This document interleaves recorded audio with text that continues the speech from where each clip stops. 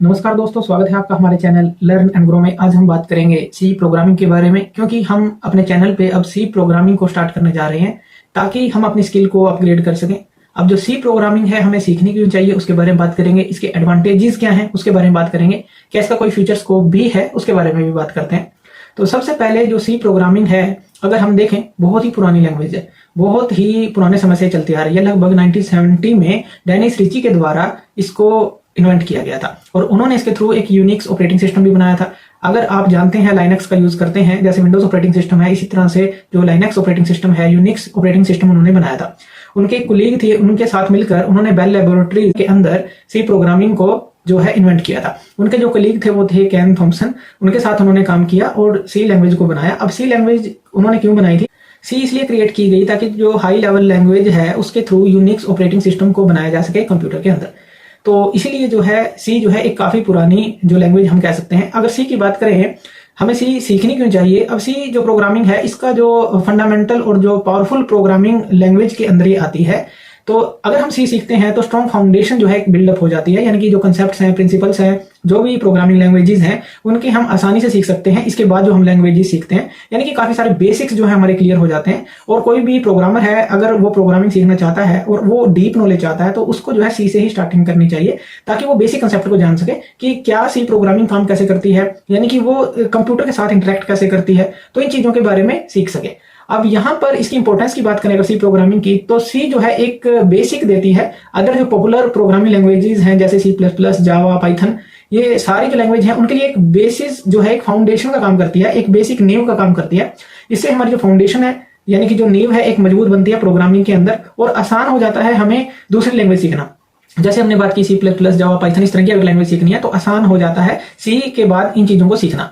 अब ये जो है सिस्टम लेवल प्रोग्रामिंग है, यानी कि सी जो है ये वाइडली यूज होती है सिस्टम लेवल प्रोग्रामिंग के लिए। यानी कि जैसे कि हमने बात की ऑपरेटिंग सिस्टम बनाने हो, सॉफ्टवेयर बनाने हो, गेम्स बनाने हो, तो इस तरह की चीजें बनाने के लिए जो है सी का यूज किया जाता है। ड्राइवर्स के अंदर भी, यानी कि जो डिवाइस ड्राइवर्स हैं वो भी इसके थ्रू जो है बना सकते हैं। तो अगर हम सी को समझ जाते हैं तो ये काफी हेल्प करती है अगर हम जो है प्रोग्रामिंग में आगे जाना चाहते हैं, सॉफ्टवेयर डेवलपमेंट में आगे जाना चाहते हैं, और ये जानना चाहते हैं कि किस तरह से जो सिस्टम सॉफ्टवेयर है कंप्यूटर के साथ इंटरेक्ट करता है, इन चीजों के बारे में जानना चाहते हैं, तो सी हमें इस चीज के बारे में बताता है। और जिसकी एफिशिएंसी और परफॉर्मेंस है सी की, तो वो भी उसके लिए भी ये जानी जाती है। यानी कि जो प्रोग्राम हम लिखते हैं सी के अंदर वो काफी फास्ट होते हैं और काफी जो रिसोर्सेज इफेक्टिवली यूज करती है सी जो है। जब भी सी प्रोग्राम हम लिखते हैं तो रिसोर्सेज का भी कम यूज होता है और काफी फास्ट जो है एक तरह की प्रोग्रामिंग होती है, और इससे जो है हाई परफॉर्मेंस एक तरह से हम ले सकते हैं। और ये जो है एक अच्छी लैंग्वेज के रूप में, यानी कि बेसिक लैंग्वेज के रूप में आपके लिए फायदेमंद हो सकती है। अगर इसके कुछ फायदे और जाने तो पोर्टेबिलिटी इसके अंदर ले लेते हैं, यानी कि जो सी कोड है वो एक हायर पोर्टेबल कोड आ जाता है।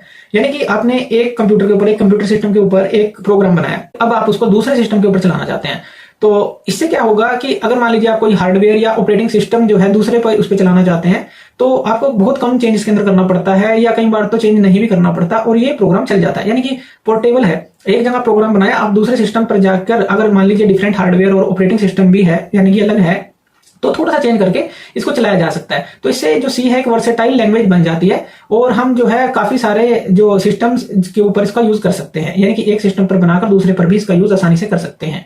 अब जो सी यूज होती है, अगर बात करें कि कौन कौन से फील्ड में यूज होती है, जैसे कि हमने बात की एम्बेडेड सिस्टम्स के अंदर, ऑपरेटिंग सिस्टम्स के अंदर, गेम डेवलपमेंट के अंदर और बहुत सारे सॉफ्टवेयर बनाने में इसका यूज होता है। तो इसीलिए जो है एक वैल्यूएबल स्किल है, अगर हम इसको सीख जाते हैं तो डिफरेंट टाइप के सॉफ्टवेयर डेवलपमेंट एप्लीकेशंस हम इससे बना सकते हैं। और ये काफी पुरानी लैंग्वेज भी है, तो यहाँ पर जो है हमें काफी हेल्प मिल जाती है, काफी ज्यादा ट्यूटोरियल्स मिल जाते हैं, यानी कि हम इसको जो है डीप के अंदर सीख सकते हैं। इसकी अगर कहीं एक्टिव कम्युनिटी जो है काफी ज्यादा है, जो डेवलपर्स की कम्युनिटी है वो काफी ज्यादा है, काफी पुरानी लैंग्वेज है क्योंकि, तो इसमें काफी ज्यादा हेल्प हमें मिल जाती है, जिससे कि हम जो है अपने प्रोजेक्ट्स जो है एक से एक प्रोजेक्ट सी के अंदर बना सकते हैं। और अगर हम सी लैंग्वेज सीखना स्टार्ट करते हैं तो हमारी जो प्रॉब्लम सॉल्विंग स्किल है वो भी इंक्रीज होती है, क्योंकि जब हम सी प्रोग्रामिंग करते हैं तो हम बिल्कुल बेसिक से करते हैं और इसके अंदर हम पूरे जो बेसिक है वो सीखते हैं, जैसे डाटा टाइप हो गए, वेरिएबल हो गए, लूप्स हो गए, तो इस तरह के चीजें हम सीखते हैं जो आगे प्रोग्रामिंग में हमें काम आते हैं। और इससे क्या होता है, हमारी जो सोचने की क्षमता है, यानी कि एक लॉजिकली थिंकिंग है, वो भी बढ़ती है और हम जो है एक तरह से अच्छे प्रोग्राम इससे तैयार कर सकते हैं और अपनी जो स्किल है उसको भी अपग्रेड कर सकते हैं। तो इस तरह से हम सीख सकते हैं कि किस तरह से कोड होते हैं, यानी कि एक बेसिक जो है कोड किस तरह से काम करते हैं, किस तरह से उनको प्रोग्राम के अंदर लिखा जाता है, किस तरह से फिर वो रन होते हैं, तो ये सारा हम सी के अंदर सीखते हैं।